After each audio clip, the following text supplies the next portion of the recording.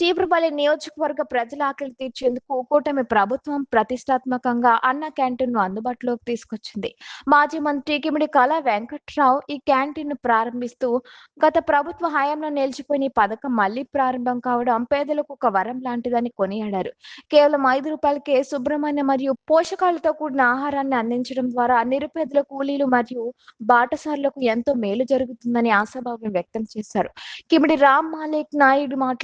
కిమిడి రామ్ నాయక్ మాట్లాడుతూ నియోజకవర్గ అభివృద్ధికి ప్రజాసేవే లక్ష్యంగా ఇలాంటి మరిన్ని కార్యక్రమాలు చేపడతామని హామీ ఇచ్చారు. నేతలు స్వయంగా ప్రజలతో కలిసి భోజనం చేయడంతో అక్కడ పండుగ వాతావరణం నెలకొంది.